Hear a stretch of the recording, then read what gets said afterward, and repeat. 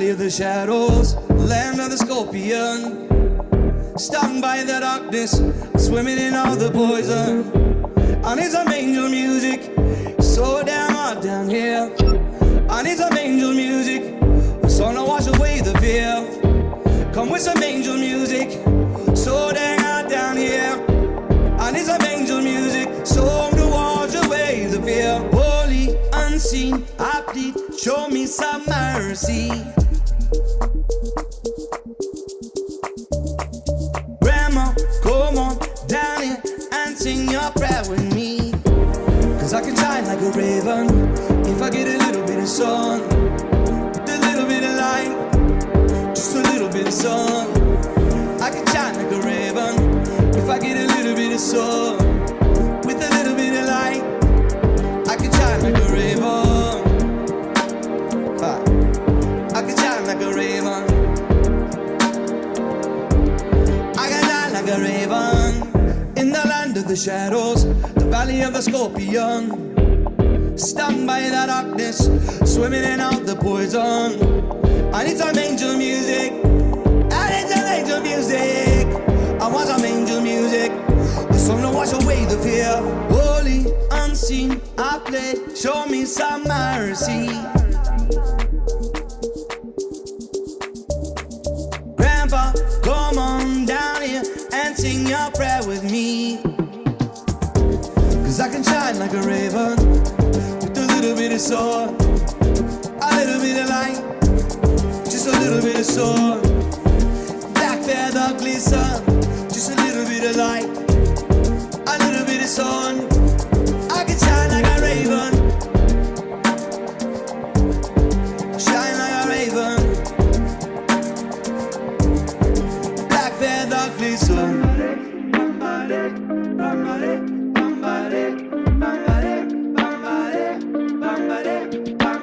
Pull me up from the Snake River, I want to be one. Pull me up from the Snake River, I want to know freedom. Oh,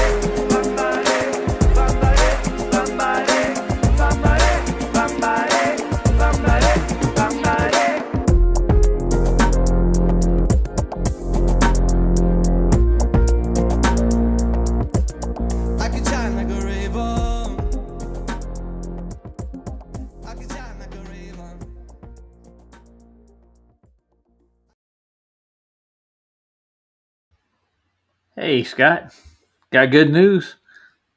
You can read it. If you come in, I'll show it to you. Well, I'll just show it to you anyways. You got to check this out. Here we are. Check this out.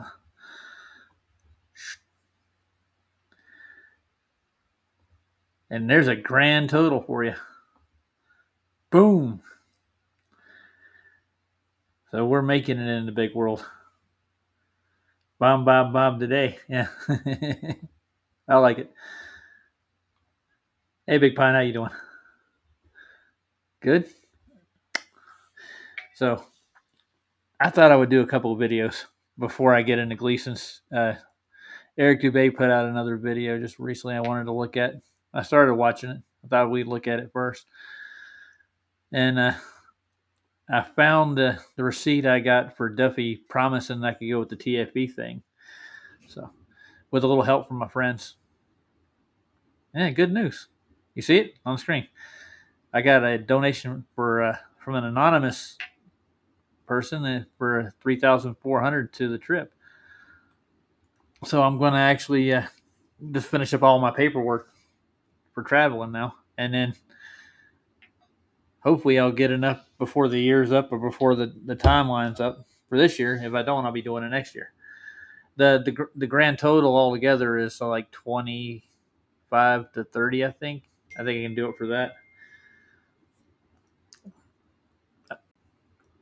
At the most, it'll be 30, I think. It's not as expensive as they say it is. I think I can get it for 22. I can get a flight down and back. I just need that timeline and that parallel to do what I got to do. Well, without further ado, I'm going to go over and take a look at Mr. Eric Dubay. People don't like him that much, but he has some good content, I can tell you. Putting personalities aside, he's on our side. And if you got any songs you want to play, let me know. Okay, the name of this is called Gravity, the Universal Psyop. I think he points out how they sell it as a science when it really is a pseudoscience. Then I was going to dig into one of the chapters of Gleason's book. I got an audio version of it and see if it comports with reality. And from what I can tell, it does. And John Thor's a day late, $1 short. He's just now covering Scamartica, the third one. He put it in the video too. Let's see, where are we at? Eric Dubay. Universal Psyop and Gravity. It looks like fun. We'll see how slow it is. But I watched the first 5 minutes, I think. It seemed all right. Without further ado, Eric Dubay. The so-called law of gravity is a monumental hoax and constitutes one of the biggest psyops in all of history. Assuming we actually live on the spinning globe Earth promoted by modern Freemasonic science, consider the following calculations and contradictions.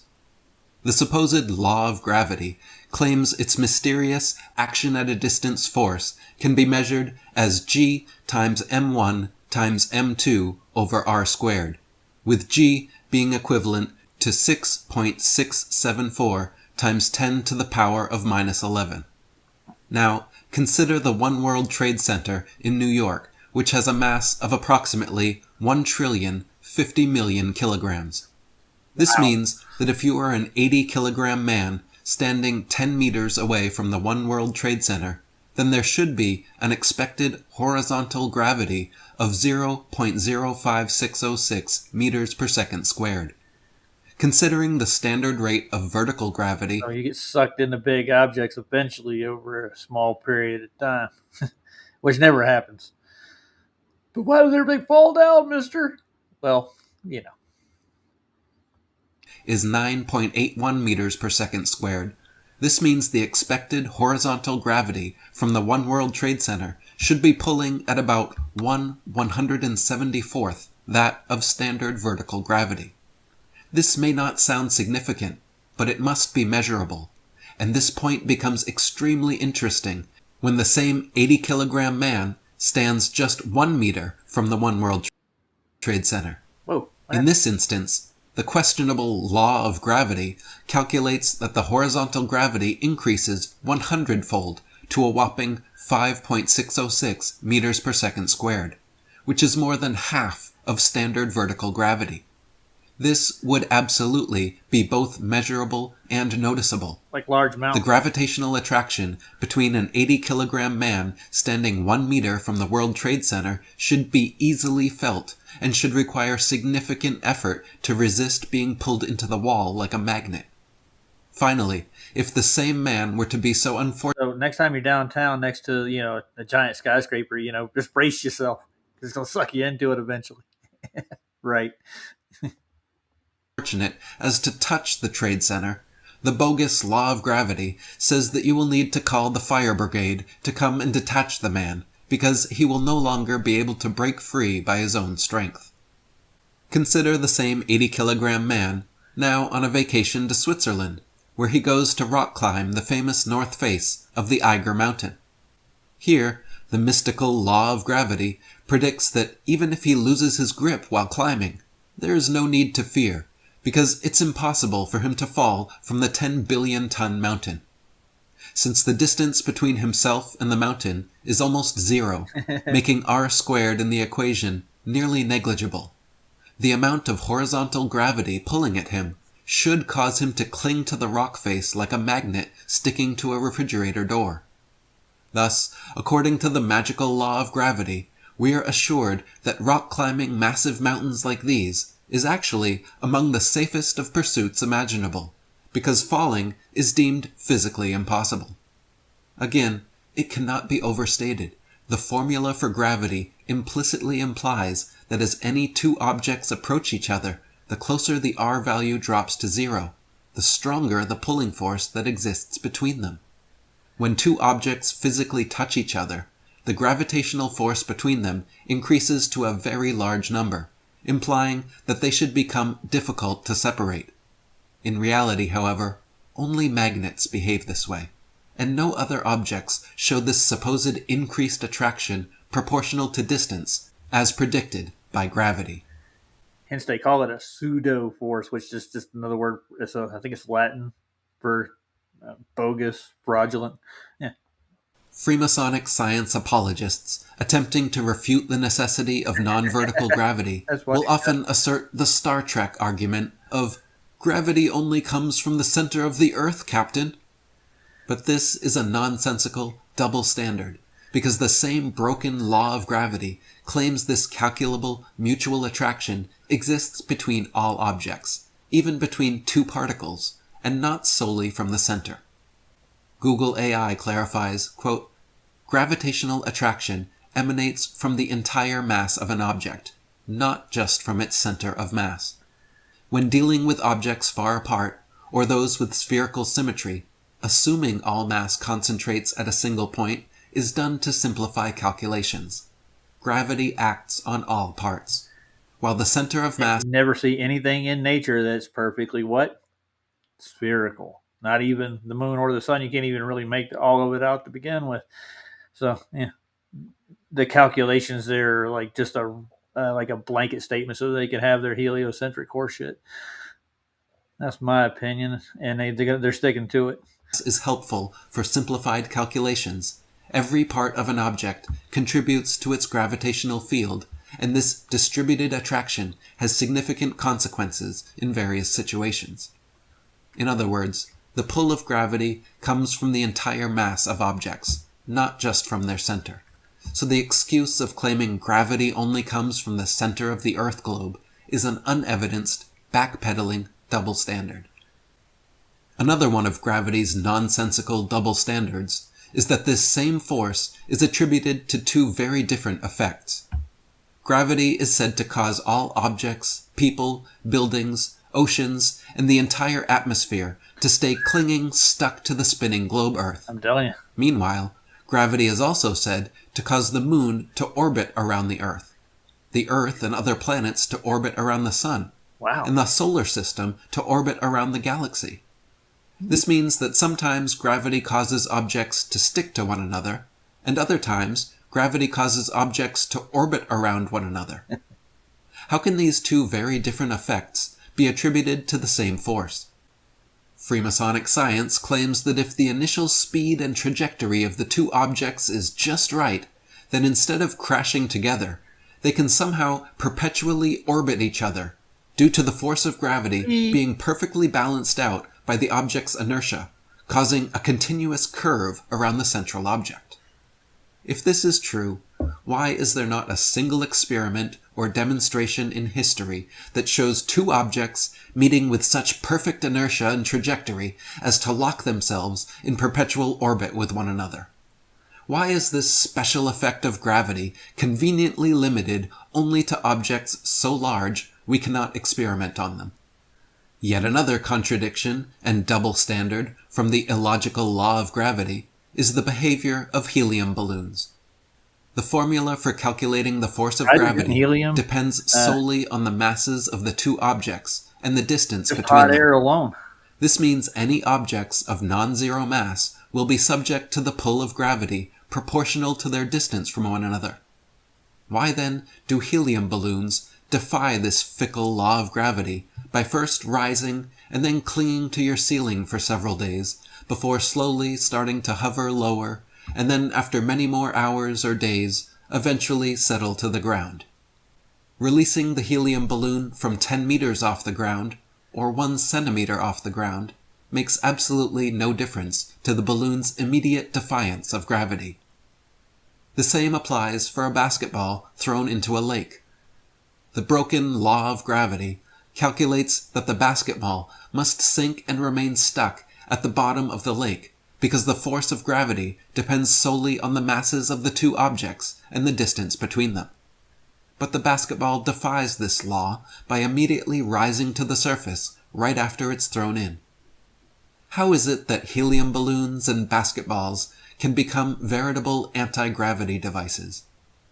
It's because the effects of so-called gravity were actually well understood and adequately explained by Archimedes over 2,000 years ago. Archimedes is pretty good. The Archimedes principle, buoyant force, and relative density already explained the effects of fake gravity better and long before Freemason and Jesuit Isaac Newton came along with his inferior and redundant theory.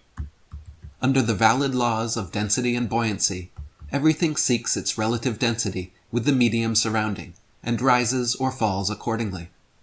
The true constant is density, not gravity. Basketballs fall down because they are denser than air, and helium balloons rise up because they are lighter than air. A basketball held underwater and released quickly rises to the surface because the air inside the basketball causes it to have a density less than water. And we have Then, if a calculations hole for is these poked things. in the basketball and all the air squeezed out, it will once again sink to the bottom of the lake because its relative density has increased to being more than water.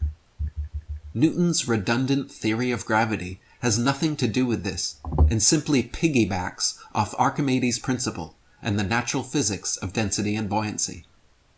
If Newton's apple had landed in a puddle instead of on his head, he would have seen the apple only fell through the air because it was denser than the air, but then floated on top of the water because it was less Which dense I don't think than ever water. happened.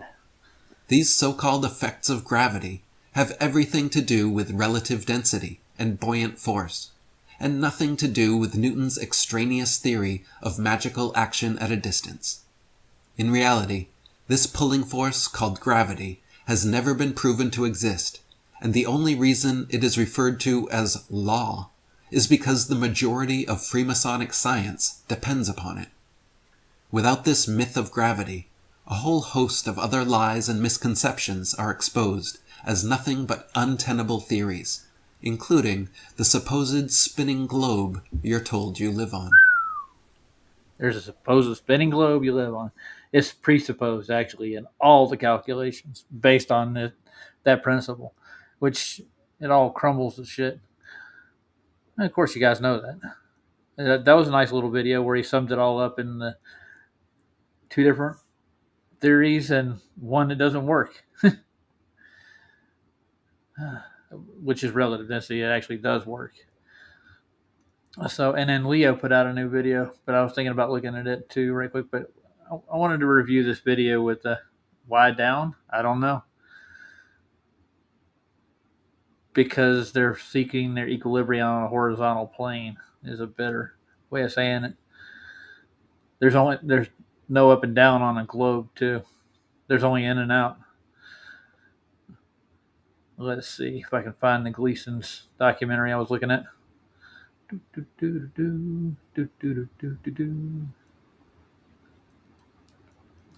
I couldn't find much dirt on Gleason's either. Like I can like dig through like Newton and all the rest of them. The only thing that they held against Gleason is that he was a religious man, supposedly. So if they can't ad hom you, they'll throw, "Oh, you're religious." That'll help none. I found it. This is SDA Alexander Gleason's 1893 audio chapter 18 from Gleason's 1892 Standard Map Explained. Thought it was kind of catchy. Let's see what they got to say about his map. This is his book, so it's explaining his map. Don't look too dry. Comparison. For a difference of the English land or statute mile is 5,280 feet.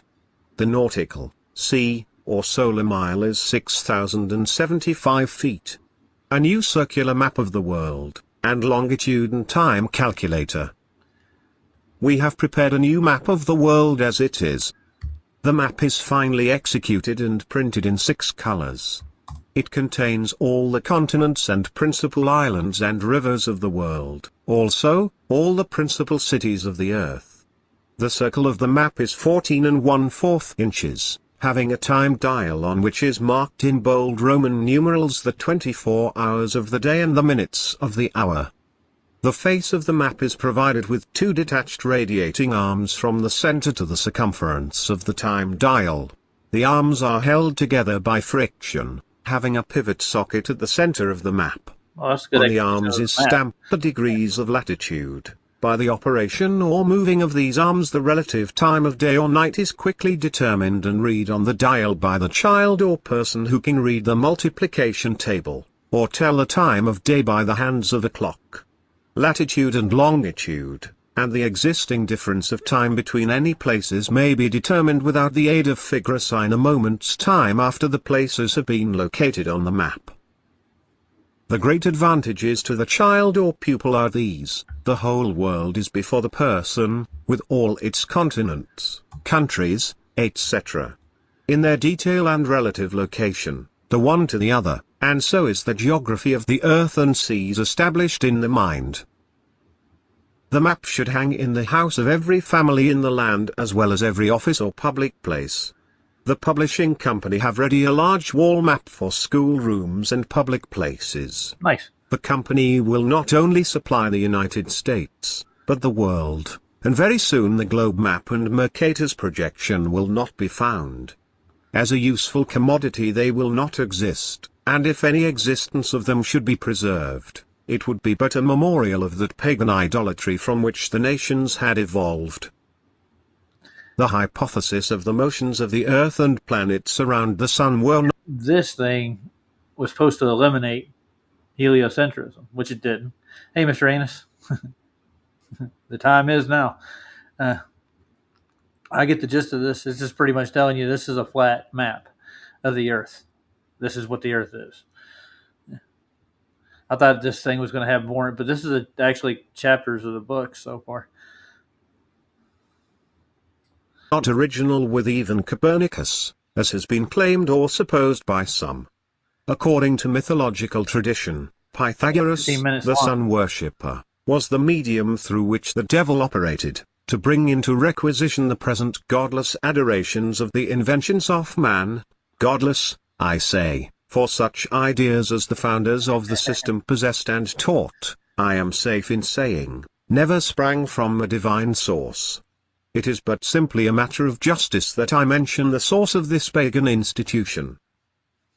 In the opinion of Pythagoras, God is the universal spirit, diffused in all directions from the center, the source of all animal life, the actual inward cause of all motion. To the divinity there were subordinate 3 kinds of intelligence. Hey, Ryan, I'm not really sure which YouTube name do you want. I got 3 of them now, but the original one, let's see. I'll tell you in a second. Let me get to it.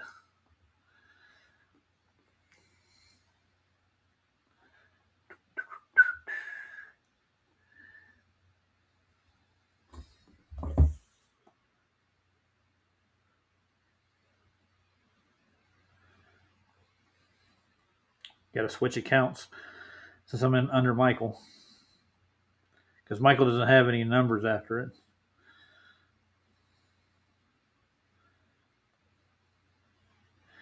It's 358. No, that's how many subscribers I got. Let's see. It's 5776. Oh, you decided to come in. Hey, Ryan. Can't hear you. Say something.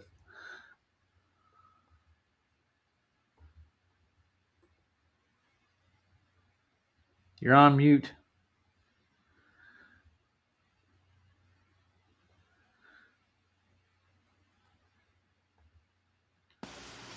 Ryan. Oh, there you are.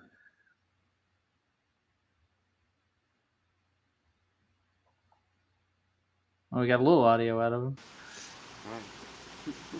What's up? You said, "What's up?" Are you talking to me? Well, right now, the new standard map of the world from Alexander Gleason. Can barely hear you, dude.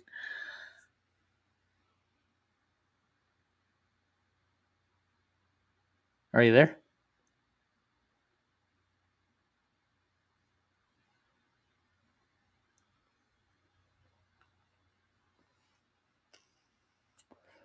I guess he is here, but How about now? here.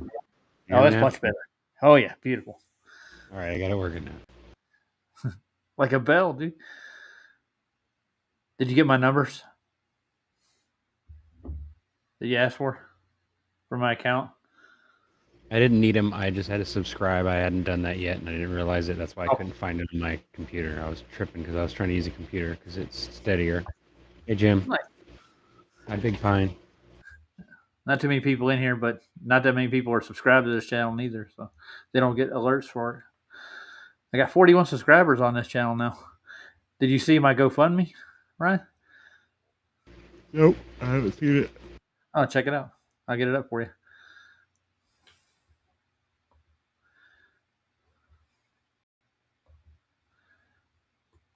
It's a lot higher than it used to be. Check this sucker out. Boom.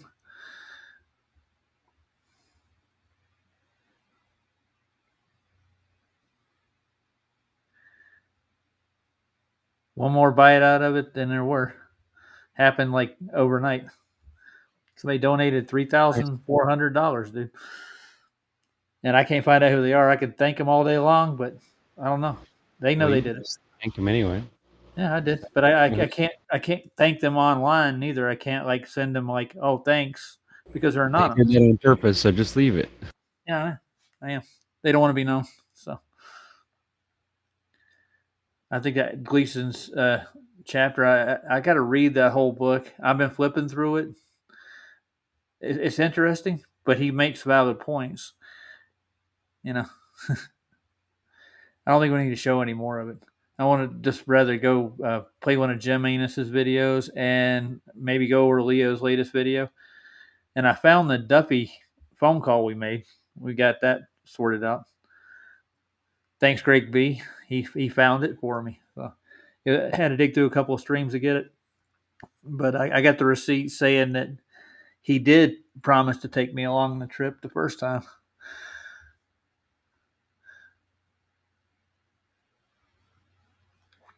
Anyways, I could play that. Yeah. You're talking You're to me, the or- only one in here, aren't you? Yeah, but I mean, I just thought maybe you were already talking about whatever. No, I not was really. just. I'm just going to actually straighten the screen out right quick. Yeah, the Gleason's book's really dry to go through. You have to. I think the best thing to do is to pair the two with the map, the book and the map together, and go through the calculations and where the sun is and where it isn't. It's, from what I can tell, it's been pretty accurate to this point. There are certain places. I think there's an hour off in some parts, but I think the declination's off due to the globe coordinates and where they place their meridians. Have you watched Leo's latest one yet? Probably not. It's another Probably not. debunkle from NASA, of course. They're still doing stuff, or have been doing stuff in the past that they haven't been able to cover their butt on. Let's see. Where is Leo? No, let's play Germanus's first. He got a new one out. Yeah. Man's busy. Cool. Ladies and gentlemen, here is Germanus. Welcome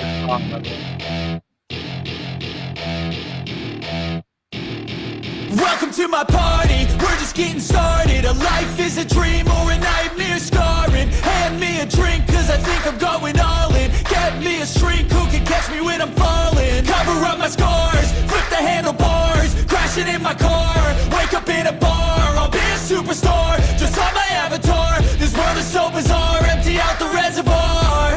Yeah, I'm taking 6 shots, yeah, straight to the face. And I wanna get lost, I'm sick of this place. Don't know how to stop when I'm feeling this way. So I'm taking 6 shots till I'm feeling okay. I think I'm going crazy, don't think I'll get home safe. So I'm taking 6 shots, all straight to the face. I'm taking 6 shots, are you coming with me? I'm taking 6 shots, yeah, straight to the face. And I wanna get lost, I'm sick of this place. Don't know how to stop when I'm feeling this way. So I'm taking 6 shots till I'm feeling okay.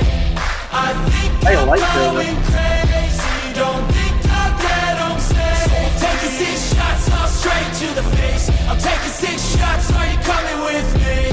Sometimes you need to let loose, grab juice, get goose, tattoos, taboos, get screwed. Loosen up, buttercup, all those hate comments will never make you feel enough. We're all adequate graduates, heart full of calluses, but we know calculus. Damn, ain't that fabulous? Can't wait to apply all those mathematicus. But we can't get a job that pays us enough. I'm about to pop off. Fuck you, you're lost. We all know that we never really want a boss. So I'ma do what I want to, something I can't undo. Yeah, I'ma do what I want to, something I can't undo. I'm taking 6 shots, yeah, straight to the face. And I wanna get lost, I'm sick of this place. Don't know how to stop when I'm feeling this way. So I'm taking 6 shots till I'm feeling okay. I think I'm going crazy, don't think I'll get home safe. So I'm taking 6 shots, all straight to the face. I'm taking 6 shots, are you coming with me? I'm taking 6 shots, yeah, straight to the face. And I wanna get lost, I'm sick of this place. Don't know how to stop when I'm feeling this way. So I'm taking 6 shots till I'm feeling okay. I think I'm going crazy, don't think I'll get home safe. So I'm taking 6 shots, all straight to the face. I'm taking 6 shots, are you coming with me?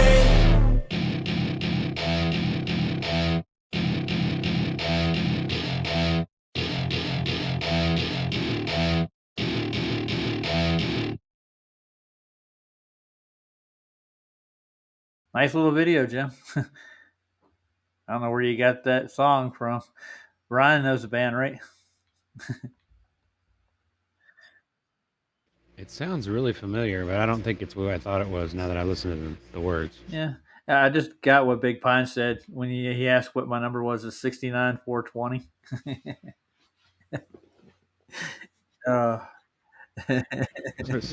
69. I think Scott's trying to join. Hold on. There he is. What was the last song that was on? What was that last song? Ask Enos. He's the man that. Oh, that was his video? Okay. Because you're in a delay, so like I turn it on and then all of a sudden now you're not listening to it or whatever. I was curious what that song was. Yeah. Hey Jim, who did that song? He gave me a smiley face. Okay, I don't know the smiley face. You got Soundhound, Scott? Soundhound? Is that like what was that one thing called? The thing that knows the songs that you play or something? Yeah, that's Soundhound. Yeah. There was another one called Shabazz or something. What was it? Shabbat. No, what the heck was it? It was something. I forget. Shazam, dude. That's what Shazam. Yeah, Shazam. I was waiting for you to like. I don't know. I didn't use it. My wife usually uses it. You know. I had a girl I was trying to date at one point in time. We go into a bar or something, she'd whip out the Soundhound or Shazam and what's playing over here? Oh, I don't know what that is. She figured it out. Like, you guess who this is? Oh, really? Dude, that's just another example of like, nobody can think for themselves anymore or research or remember anything. It's just like, no, the computer will tell me, like I don't have to remember who did that song, Yeah. So Dude, you want to hear Duffy hang himself? what? Hang himself? I was gonna say I don't want to hear Duffy do anything except for. I'm kidding. I don't want him to hang himself for real. Oh, not real. No, he actually. I called him one morning. I got PJ to come on. This is right after they started TFE, and he said he was, he'd take me live, put my GoFundMe on. He'd take you. Yeah, he'll take you. All right. Well, it was a series of things that happened. Like, he said that I put my GoFundMe on the TFE website. He would put me on the list, and he never put my GoFundMe on the website. He gave me a number of excuses and emails why he wasn't going to, and I corrected what he wanted me to. Sent him the new GoFundMe, never put it up. Just never put it up. Never put it up. Because you weren't big enough. Yes, but I mean, or he couldn't count on me to like. Live for him. That's what I'm thinking. But no, it's just my opinion. You were uncontrollable. You were not controllable enough. You know what I'm saying? Like a wild card. Yeah. Yeah, exactly. He doesn't like the wild cards. Nope. I'll be looking over Jonathan's shoulder, like, "What are you doing with that Unreal Engine there, sir?"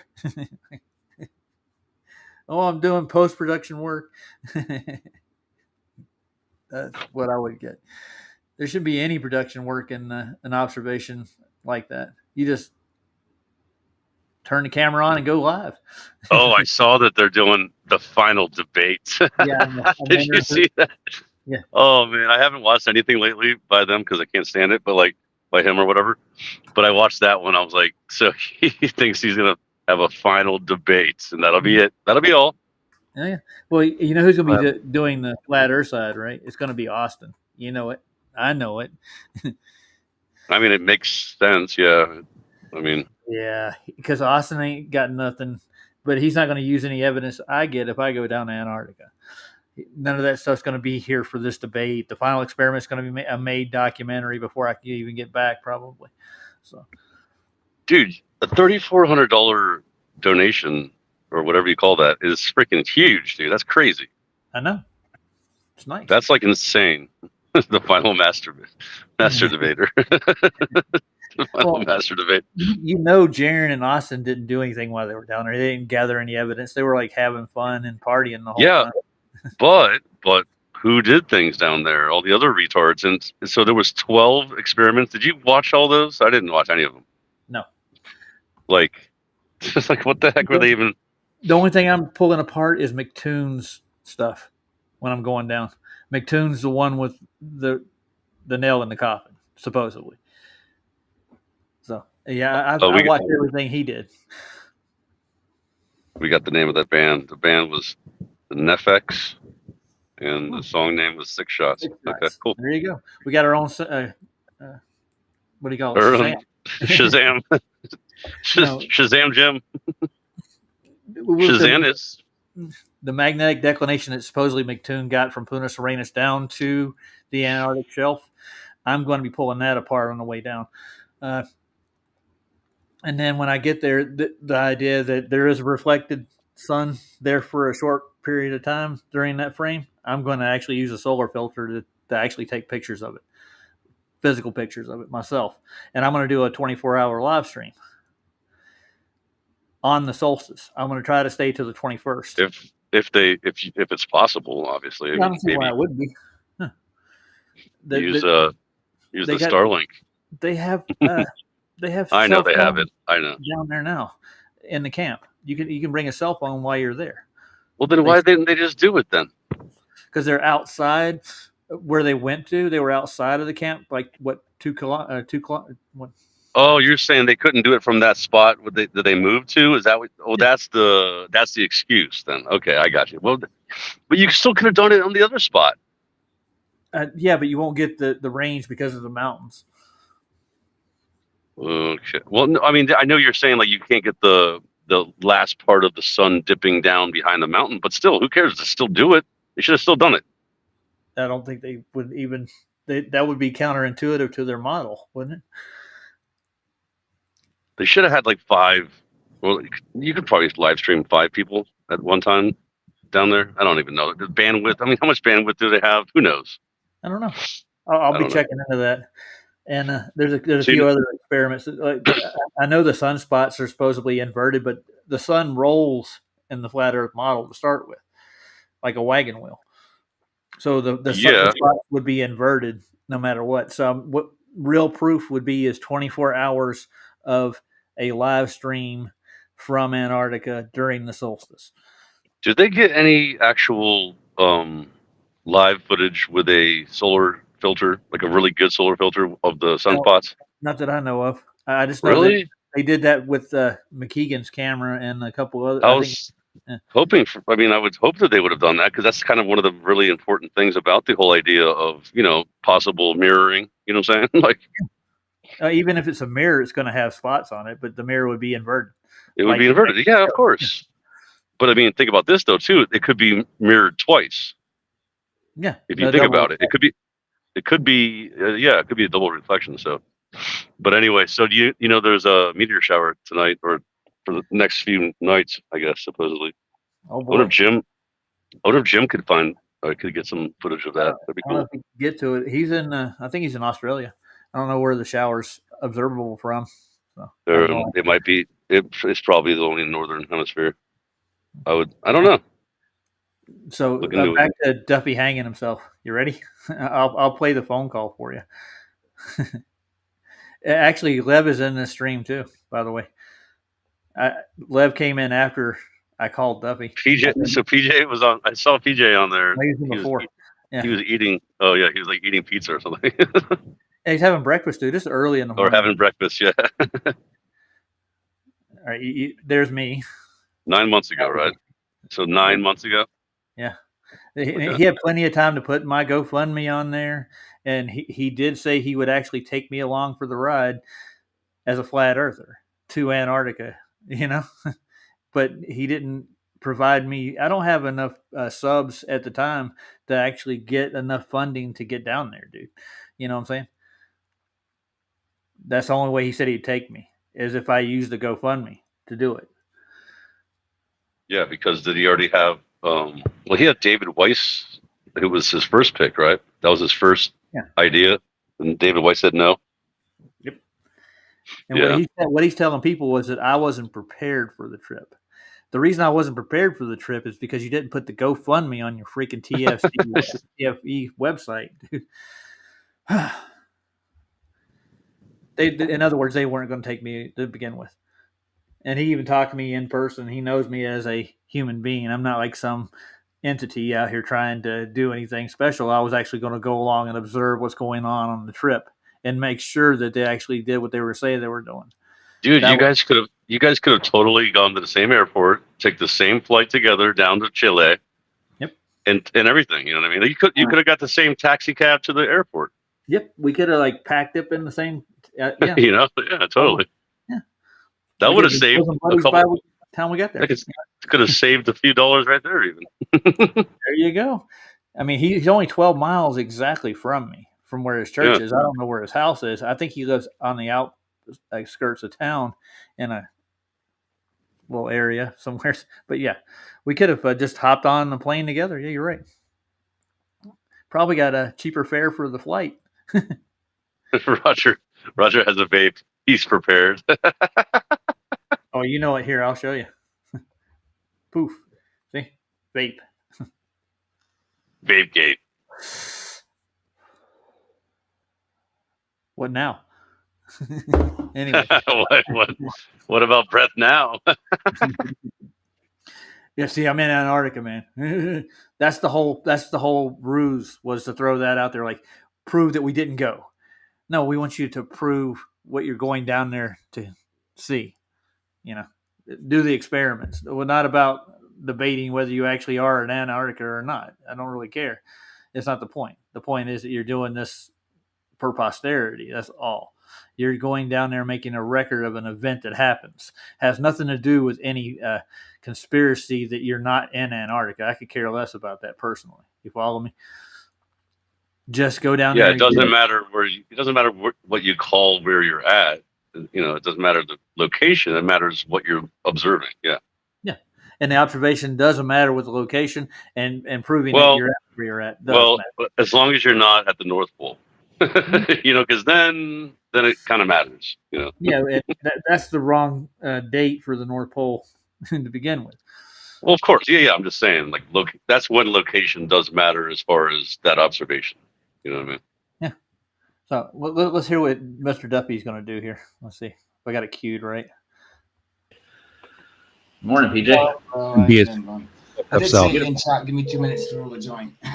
Okay. Yeah, I saw 2 minutes. I'm like, what's he going to do in 2 minutes? Yeah, I'm calling his church right now.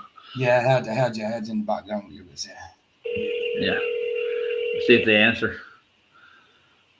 Hate this out. I'm going to give him a shot. I don't want to publicly embarrass him too much. Hello. This Agape Kingdom call. Hello. Yes, it is. Yes, This is Petrie speaking. Hey, Petrie, how you doing today? Is Will Duffy available right now? I don't believe so, but I can definitely forward a message to him. Oh yeah, my name is Roger Ledwell. I've talked with Will before in person. He invited me down to his church to do a presentation one day, and I'm calling regarding the final experiment. And I had a proposition for him.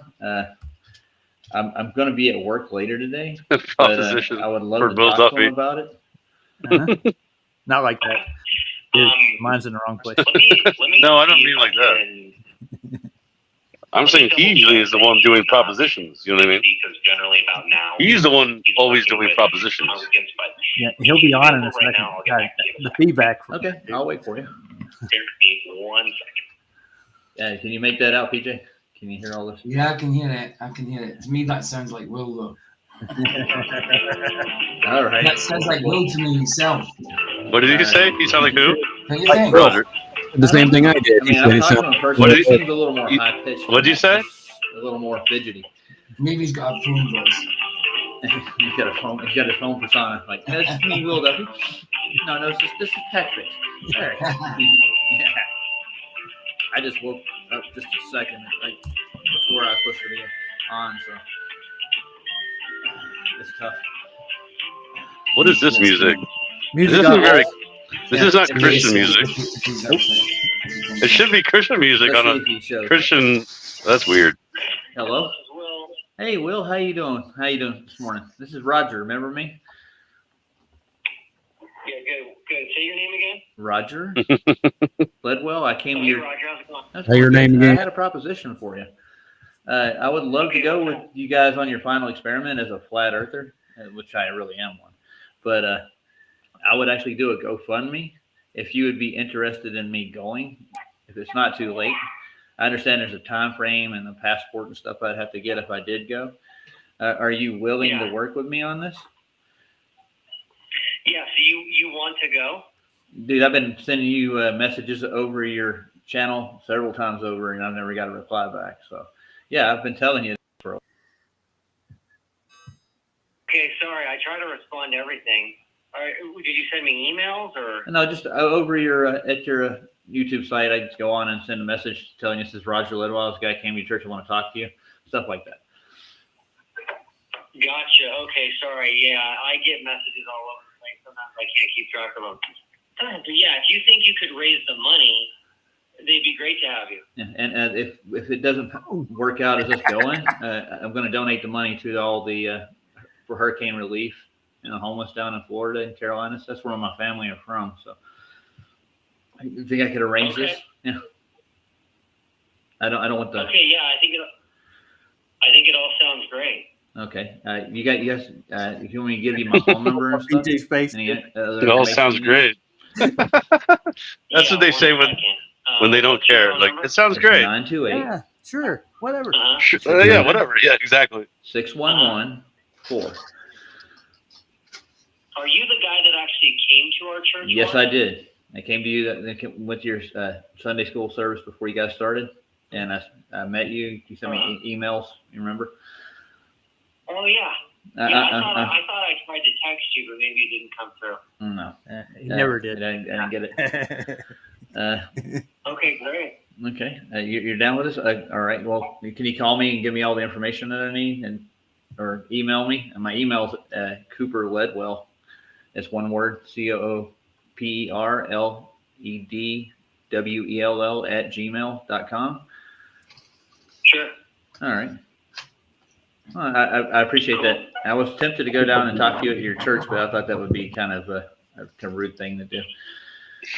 He didn't even know that email. Whatever you prefer, stopping by is fine. Nope. I'm up at in Westminster. He's like, okay. I'm not that far away from you guys. It's kind of a little bit of a drive, though. It takes me about 20 minutes to get there. That's not that bad. It takes me longer, so. You're being a smart ass. It's the traffic. All right. Well, I will. Yep. I'll be in touch. Thanks so much. Oh, thanks, Will. I appreciate it. Yep. Right, bye. Everything he said was the opposite of what he really meant. Like, that sounds terrific. I'll talk to you again. I don't want to talk to you ever again is what he meant. So he wasn't planning on taking me to start with, but he said he would. You got that, right?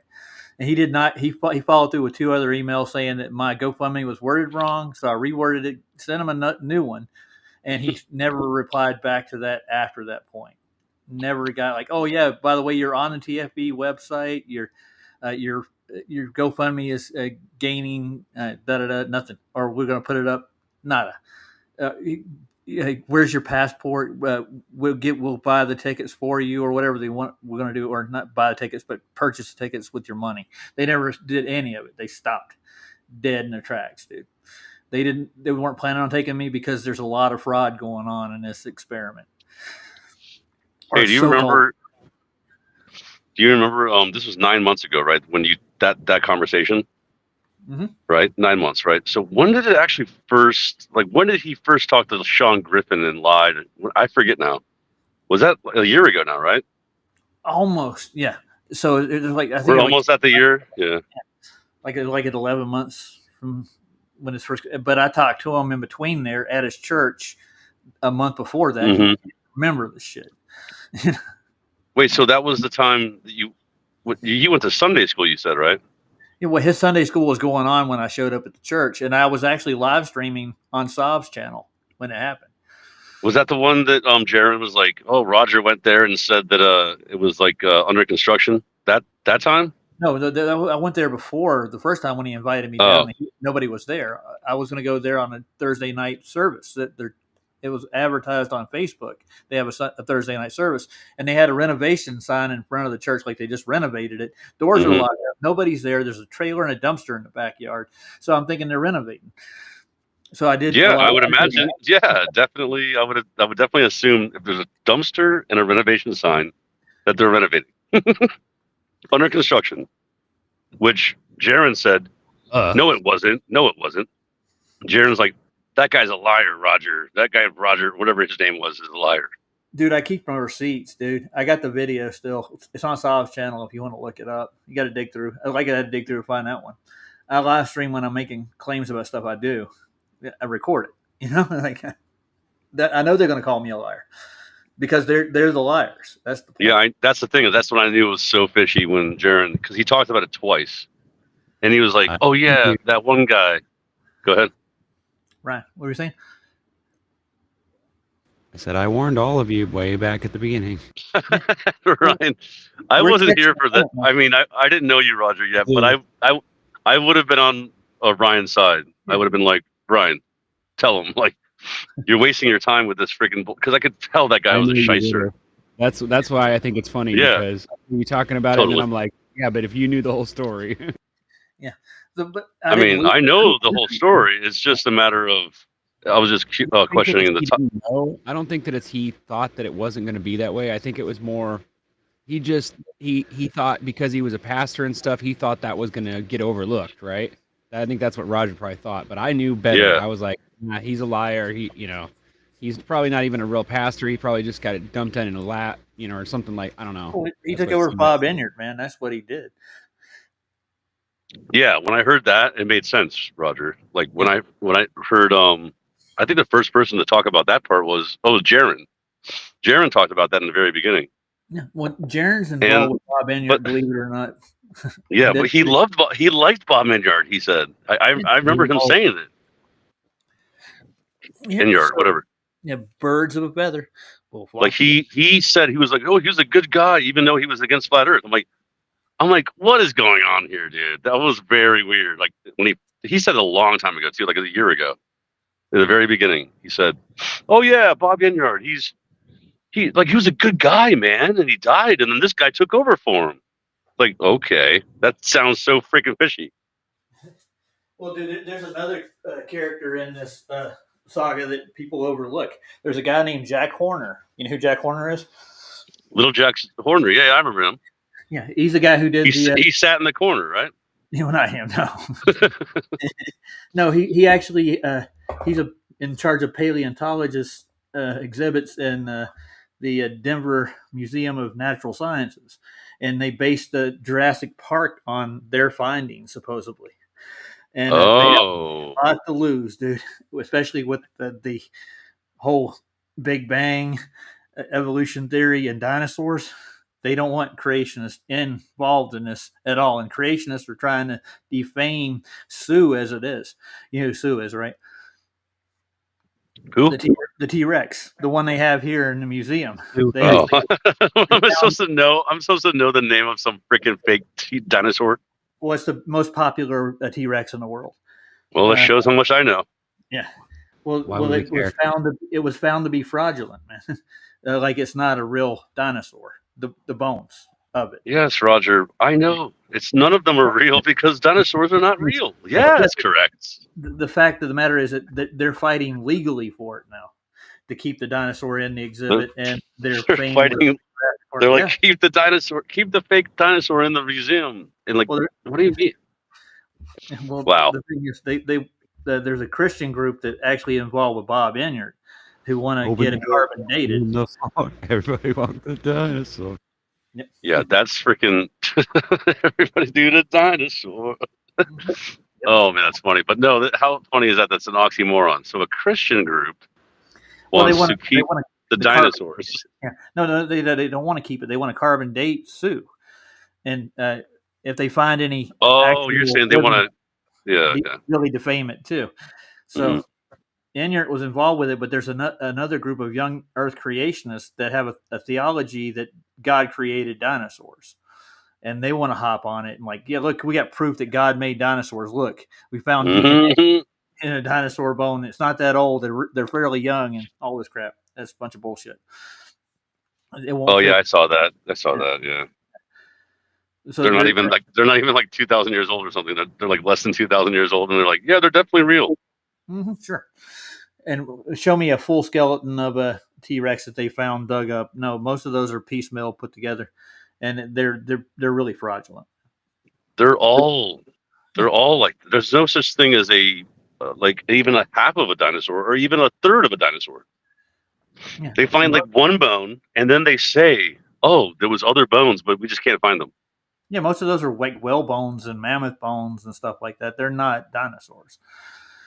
I'm just saying though, like there's no even that, like they don't even consider that even real. I mean, as far as they don't even have like a whole mastodon, even I don't think. Do they like an actual whole mastodon? They found one, but I've never seen it.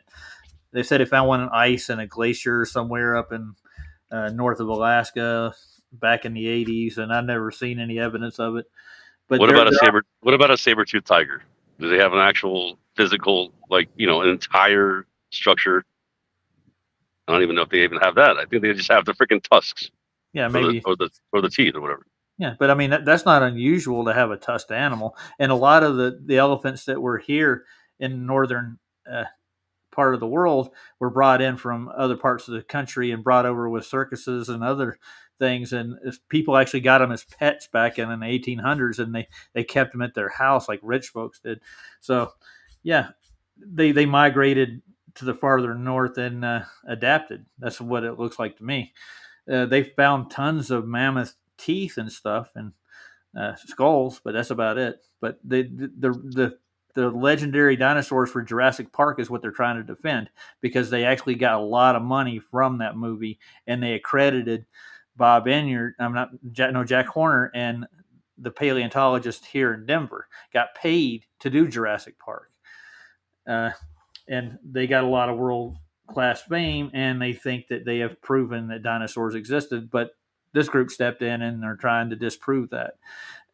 Most of the Christian groups are, because it doesn't fit with creation at all. Anyways, that's what the money's over.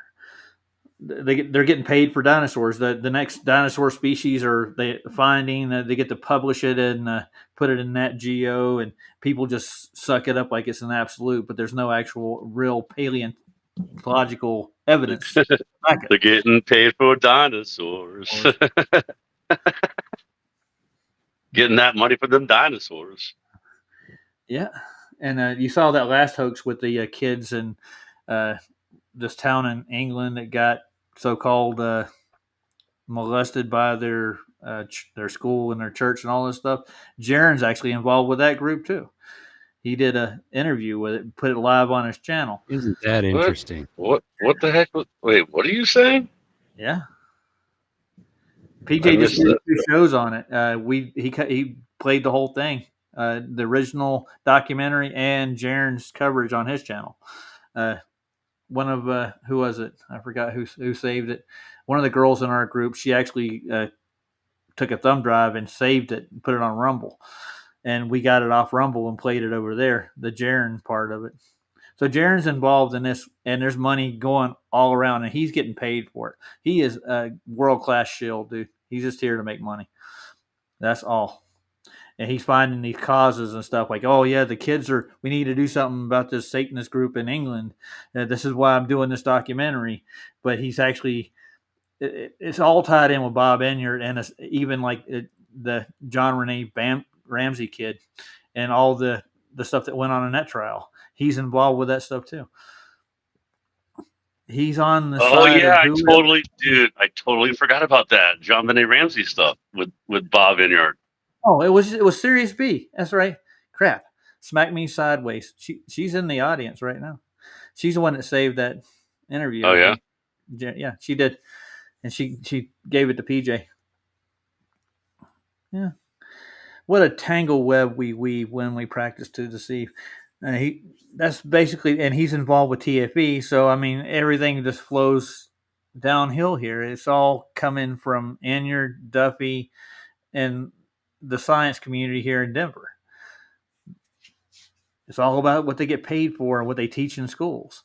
To be honest with you, with that part, consensus. I love it. So, how you doing, Scott? Do any shows lately? Nope, just practicing. What happened? Nothing. Nothing happened. I was asking if he did any shows lately. He hadn't posted any music in the last couple of days that I've seen. I posted something last night. You did? Well, it was just of the like show from 3 weeks ago though, so it's not new or anything. Okay, I don't know if I've seen it because I'm not on my regular channel, so I don't get the exact post when I'm on this side with Michael. I'm not subbed on to you with this channel at all. Well, you should fix that then. You can't watch any. You can't watch anything on your You can't even do anything on your other channel. Well, I can watch stuff on it, and I have here and there. But when I'm in this, I can watch stuff. Well, I'm glad you can. And you can't post a post you can't do a community anything on community. I thought you could when you're in jail. When I'm in jail, my hands are tied. I think I got 5 days left, and then the hands are untied, and I'll be back in the same. Oh yeah, I wanted to look at Leo's thing. You like Leo, don't you, Scott? I mean, whatever, it is what it is. It's fine. I don't. The newest one, he did another recap of the Challenger thing. I think so. That one, yeah. I didn't finish it. I didn't finish watching the whole thing. So. Oh, you started it? Huh. When faking space goes wrong, that's what he called it.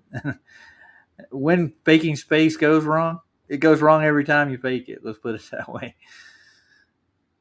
Fake space. I thought it was called Spake Face. It could be. I would hate to have a fake face. Well, they're both injurious. What? They can both cause injury. I mean, Yeah, I got you. I was laughing. That was a good one. They can both cause injuries. All right, let's see what Leo's got going. He's got 12 minutes worth of stuff here, so I haven't looked at any of it yet.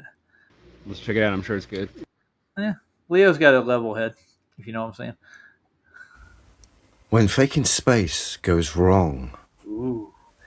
As far as I'm aware, I'm the only person on the internet that's highlighted this clip we're going to entertain and the problems associated with it. Now, I first showed you this clip a week, possibly 2 weeks ago. But we didn't draw too many conclusions at the end of it. The video was ridiculously damning as it was. But now we're going to revisit it. And we're going to entertain the conclusions we're left with. And like I said, incredibly damning. Great for people who are set on the fence here.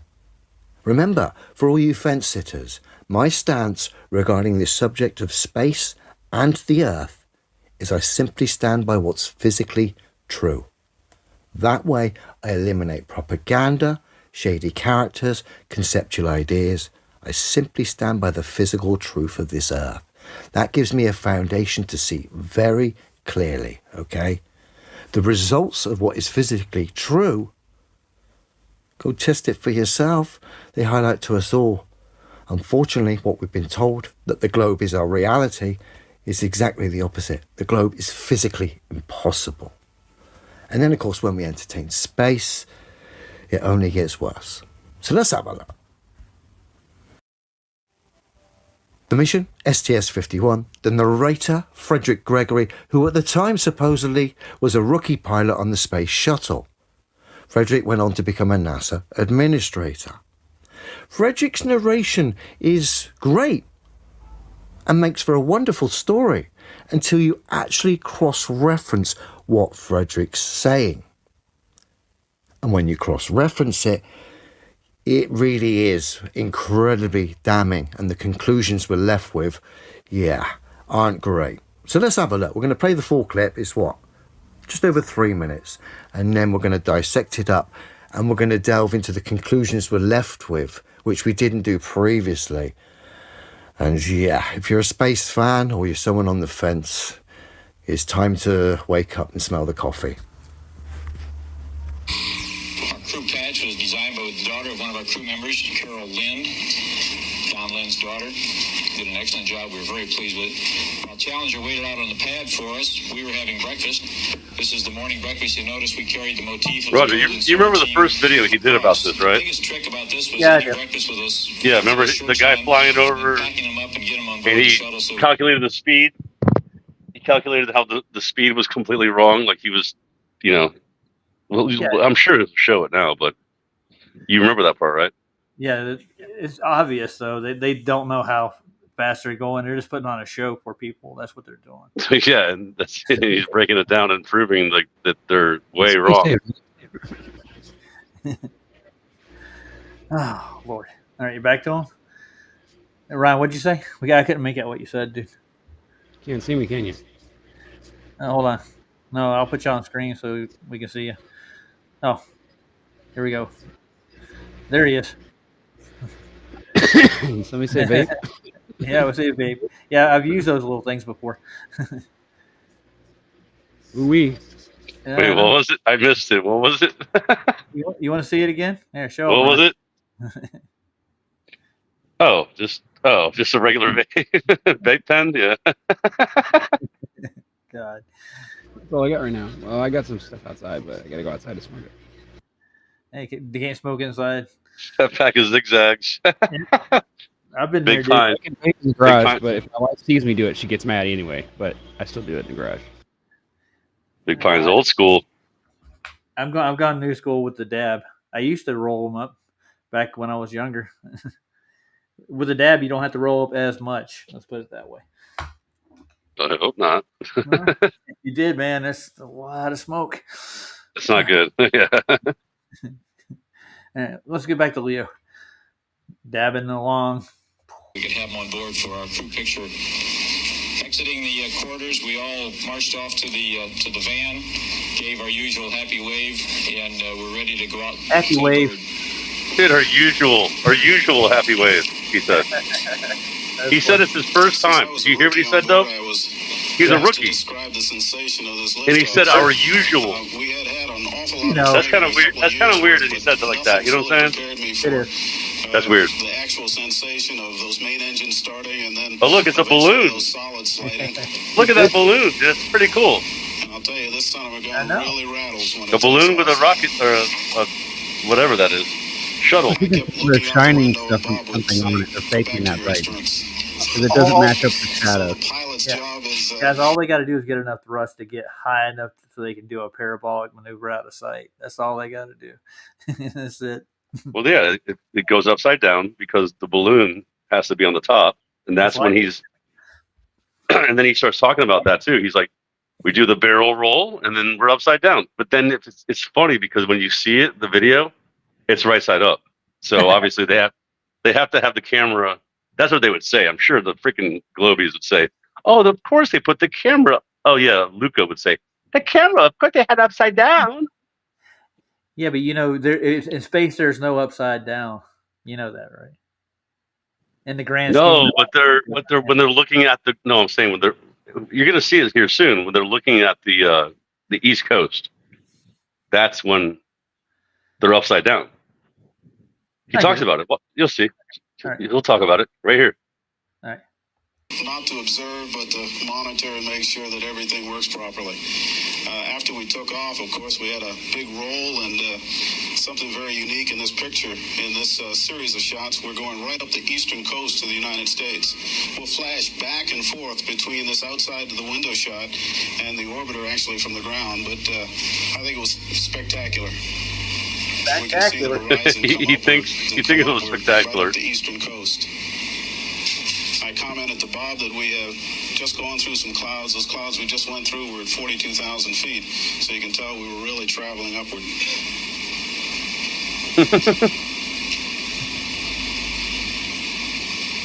We had a normal throttle back at about 0.8 Mach to maintain our dynamic pressure 0.8 Mach. below our set limit of how about fast that is? 460 feet per Wait, second squared. 0.8 Mach is only like, it's not that fast. No, it's rather slow. We got cars that go that fast. I mean, what is it? 600? Looking out the window to my right. Drag cars go much faster than that. Or close to it. Yeah. They won't hold up over mileage. They'll break apart. Okay, so he starts talking about. Yeah, see, Okay, he starts talking about the landscape that he's looking at. Yeah, he's pointing it out. Yeah. So then we'll get to the point that Leo's making here soon. Yeah. It's the Manhattan where the island starts, right? Or is it DC? I can't remember which one it was. Let's see it. By the way, I found your song. No, you're right. It's Manhattan and then Long Island. Long Island, yeah. And then he says, "Look at the Hamptons too," because the Hamptons are at the very end of Long Island. Yeah. And here let's boogie it. Delaware Bay, the Sea Isle coming up on Atlantic City to the right of the screen. The next thing you'll see is Long Island. Certainly doesn't take long to get up there at all. They're going about the speed of an aircraft, dude, if you think about it. All right? It's an airplane. There's Long Island coming up on the right side. Totally. Not even that high. Not that fast and not that high. Yeah, you can see the damn building, man. They're speeding it up to look. You can tell they're speeding it up. Next thing you see is Cape Cod. You can see it looks like it's kind of weird. It's choppy as hell, too. Actually, pretty slow compared to our actual flight when we got up to 190 miles. Here's Cape Cod there in Boston. Oh, that's footage from. So what I did was identify two very distinguishable landmarks that we saw in the footage. I then measured the distance between those two landmarks. In this instance was Delaware Bay on the left and to the beaches of Cape Cod. I measured the distance And then I measured the time travelled between those 2 points of reference to get some estimation of speed. Good job, Leo. And what I got was ridiculous. The speeds in the footage Frederick was narrating were 35,000 miles an hour. 35,000. Essentially 18,000 miles an hour, the footage of the space shuttle. Even that 18,000 is told fast. us was real time. Oh, yeah. Think about what 18,000 means. 18,000 miles an hour. Miles per hour. That's a linear That's what I'm saying. Do you understand? No, I don't think people realize like the pressure that would be putting on anything traveling that fast. You know what I'm saying? Like, it's crazy to think about. The friction was super, dude. It held together like glue. Well, yeah, it's so amazing. Except for that one time when the tile fell apart. Which one was that one? The one that came back in? That was it was Columbia, I think, wasn't it? Was it Columbia or Discovery? I forget which one it was. Yeah, whatever it was. But like they were afraid they weren't going to be able to make it back in on re-entry because the tiles were loose. Yeah, that little tile. It's so stupid, dude. It's like they're patchworking it too. You ever seen?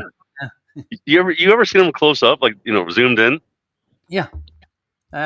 Yeah, those things aren't going through any freaking atmospheric at 35,000 miles an hour.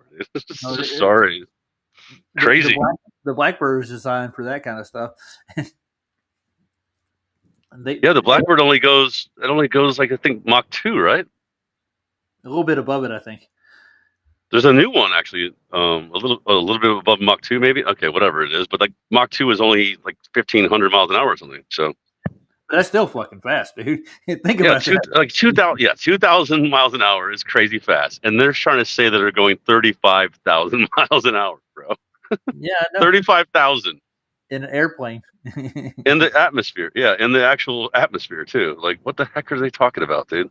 They're high. Anyway, sorry. Yeah, oh, here we go. They're from Florida. Yeah. I hear Florida's a lovely place to visit, but not a great place to live. I mean, I got to go back in a couple of weeks, and I'm not looking forward to it. It was. Oh, by the way, it was 100 today for the first time ever in Florida. Wow. Supposedly. You imagine the humidity though is what, like 90? Yeah, no, the humidity makes it so bad that it makes it feel like 150. I've lived there, dude. I know. Oh, it's like rolling in sweat. If you're not at the beach, it's not worth being there at all. Dude, today in the shade here, it was like 80. It was like perfect. Loving it. Carolina life, man. Yeah, dude. On a mountain, it's awesome. Yeah. All right, let's get back to Leo. Ready? Suck it up, Buttercup. Time. But that footage, when we cross-referenced it by measuring 2 points of reference in the footage, getting an estimate of the speed we got was 35,000 miles an hour, which is 18,000 miles an hour faster than the space shuttle can go. Just showing how I measured it, but a visual indicator on the screen. Okay, so it can't even go that fast, but yeah. So that you get what he's saying, right? So he's going to show it here too, but so it can't even go that fast supposedly, but that's what the guy was saying, that they went from Atlantic City or whatever it was to 2 different points in like a couple seconds. Yeah. Oh, I wanted to mention something, Scott. Remember how we've been watching these videos with like Newton and all the other great scientists, how they're like bullshitting their way through their history, and you could find things wrong with it. But when I look back at Gleason's history, the only thing they can slander him on is his religious beliefs. Really? What are they? What was his actual religion? It's Christianity, dude. He's okay. So just regular. I mean, like not Methodist or Catholic or like, you know what I'm saying? He's Orthodox Trinitarian from England. So yeah, he helped develop the Zetetics in the very beginning, but he actually was the guy who put together the Gleason's azimuth and the AE map. Yeah. The book. That's what I'm started listening to earlier. It's really dry to listen to, so I'm like, man, people don't want to hear you. I just recommend people to pick up Gleason's book and his map and read it, and compare it. Oh, did you see? It's very interesting. Yeah, and Gleason. I'm going to be comparing my observations to what he has in his map when I go down. I'm putting all this together to take with me too.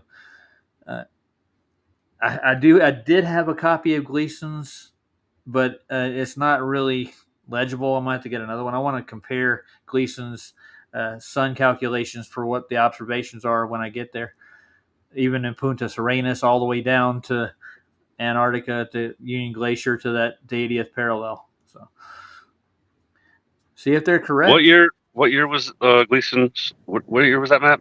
1894, I think, is when he late did it. late 1800s. Oh, okay, yeah, I forgot.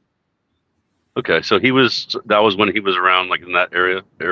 Yeah, and that's where what's his name from? Was it Space Audits, or not Space Audits, but Space Busters? That's where he got all his information from. Oh yeah, to scam Antarctica. And John Thor just now put that together and made a video out of it. He's a little behind everybody else. Yeah, he's presenting good information. That's good though. I mean, people should build upon other people's work. Yeah, if it's factual, that's the whole point. That's how this whole community used to be, and now it's become a bunch of freaking just a bunch of pointing fingers and whatever. Bunch of Nancys, dude. That's what I'm gonna say. Nancys. All right, let's finish this off. I can't think of another word to put it. Dingleberries. Yeah, Nancy's. Nancy's works. Yeah. Oh, nagging Nancy's. I could say the B word and just leave it at that. Finishing at the beaches of Cape Cod, just showing you how I measured it. Coming up on Atlantic City to the right of the screen. I see his marker. The next thing you'll see is Long Island. Certainly doesn't take long to get Yeah, it's a time reference. There's Long Island coming or up on the right distance side. reference. You can see Manhattan. Yeah, you got to calculate your height out too. the tip of Long Island. Timing and distance. Yeah. See the northern and southern shores out there, the Hamptons. And the next thing you see is that's Cape not Cod. fast at all. This is real time. That's This is how fast 35,000 we were miles going. an hour. Sure it is. Actually, pretty slow compared to No. our actual flight when we got up to 190 miles. That's like There's Cape Cod there. that's like 700 miles an hour. Boston. Yeah. At the most. At the So most. that made Probably. for a great narration. Good God. Whew. Yeah. So in other words, they're bullshitting the public with their videos and lying. Well, technically, technically, what he's showing is the time frame of the distance on land. You know what I mean? Yeah. Yeah. The timing of the distance on land, according to what he's watching. That's what he's doing here, and he's showing like using that as a reference for the miles they're traveling. Yeah. So, like technically, that's what he's calculating is that's what the yardstick is. Yeah. You know what I'm saying? From that distance too. I mean, you have to think about the distance. And you can get pretty spot on if you know how high it is. Well, if you're looking down, it doesn't really matter how high you are. I'm just saying what you're talking about. The speed of the clouds. Yeah, like that visual speed is not, does not match. I mean, it does matter when you're higher and lower. You know what I'm saying? That's all I'm saying. Yeah, you can do the same with the ISS station and their footage. Those clouds are moving much faster or much slower than they should be at the rate of speed they're actually supposedly going. What, 17? Cult of Personality. Great song, by the way. Dude, I would love to be able to sing that high though, because that song is so good. I wanted to do that song, but nobody can sing that high. He does a lot of high stuff, really high stuff. Corey does have range, dude. That mother can belt some out. Let's see, I'm trying to think. Dude, they were one of the best freaking 4-piece bands ever. Yeah, think about it. Especially out of the 90s, man. They were ahead of their time. Yeah, that style is really good. Like, yeah. Cult of Personality. It starts getting tough when it's I'm the cult of personality. You watch him go down and get those deep breaths when he's singing it. It's hard to do. Dude, that drummer is still around. I just saw him Say again? You saw him where? The drummer, yeah, he was doing something recently, and he's still playing. He's still good too. I think I probably watched a newer version or a newer live video, and they're still rocking it, man. It's not as tight, not as fast and tight and stuff, but they're still rocking it though. I did see them do a live performance 6 months ago. Yeah, that's what I'm saying. Yeah. They were still pretty good, dude. They're a good band, good musicians. And Corey's actually in one of these online groups for truthers, and he's actually mentioned Flat Earth himself. Corey, the lead singer. Yeah. So yeah, Corey, like he's like your best friend. no, I just know him by name because I actually listened to him as when he came up, and I found out his name, and I referenced him as Corey. So yeah, he's my best friend. We go back to grade school. No, but yeah, he's actually in this movement, you might say, in the truther movement as it is.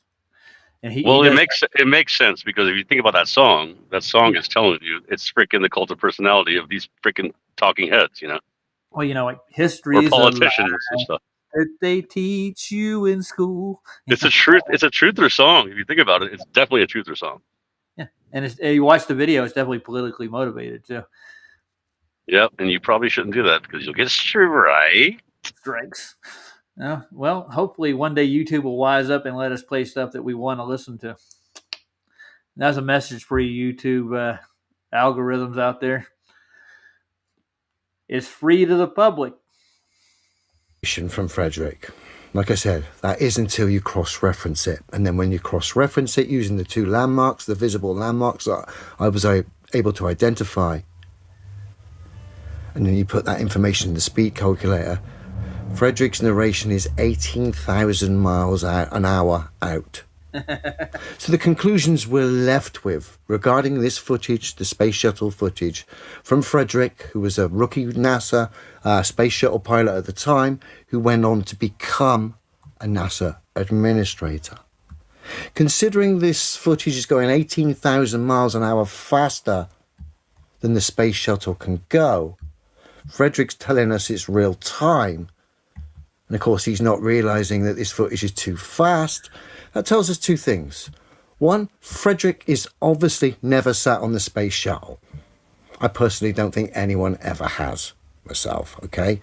Do they get on the Blue Origin fairground ride? Quite possibly. But I don't think anyone's ever got on the space shuttle. And Frederick's one of the reasons why.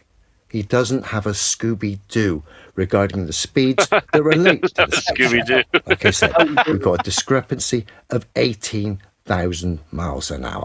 If you'd flown on that space shuttle, I think you might have picked that up. And of course, from a build quality standpoint, I think 18,000 miles an hour faster than the space shuttle is capable of doing. I think that might have been an issue as well, guys. So conclusion number one, it's obvious Frederick wasn't sat on the space shuttle.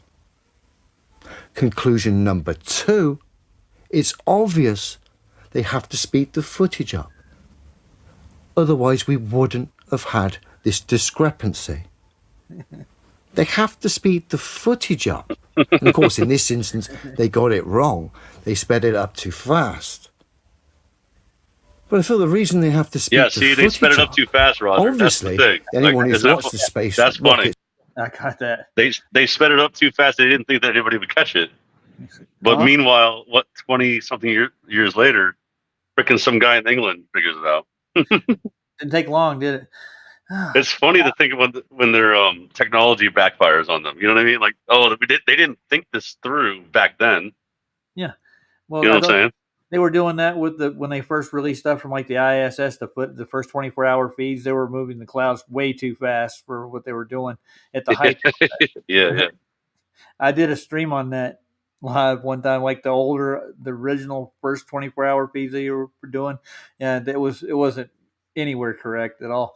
You could tell, and it's an old Hollywood trick to speed up the footage to make it seem like you're going faster. But if you don't do it right, it doesn't look right. Yeah. God, I hate these people, but they get paid a lot of money. Or they do. These people. Yeah. If I could get somebody on the inside that would actually, and it's happened before. It happened with Bart Sabrell. Remember the reel they released about the Apollo footage, where they were actually faking the shots for the Earth on the Apollo 12 mission, and that got put into that documentary, where they're actually filming from inside the cabin through a round window to make it look like the Earth was a round sphere. And I remember. The cardboard. Yeah, that was released by a NASA employee. snuck the footage out and got it to Bart Sabrell. You should heard what Brenda said about that. I brought that up to them like last month, and they're like, "Oh, what do you mean them? Who's them?" All the trolls from McToon's side and Duff and Brenda. They're like, that documentary is a documentary. It's fake, and I'm like, no, they actually got NASA footage and put it in the documentary. The reel is actually marked with the NASA timestamp on the reel. You can actually watch it from beginning to end. It was a NASA footage. Yeah. That guy snuck it out of the building. So wait, so what did Bren dude say? Bren dude said, no, that was just fake. And that's the only thing he could say back. Oh, it's just fake. Oh, man. Me and Saw were like, no, it's not. Like, yeah, it is. It's real. Like, no, it's fake. Like, back and forth. That's real proof. I should review that on here one night. What do you think? The documentary, The Bart Sabrell, The Funny Thing Happened on the Way to the Moon? I could do it on Rumble side without getting the copyright because Bart Sabrell will copyright me. Hey, did you see today Glowbusters? Did you see any of that? You know what's funny? You should, dude. You know what you should do? You should watch part of this because you'll probably get a kick out of it. Because you didn't watch it, right? No. Man of Stone was on, and he was doing. So you know that whole shadows coming through the window, and then like the sun going down. Remember that whole thing? Yeah. Okay, so he did his whole presentation, right?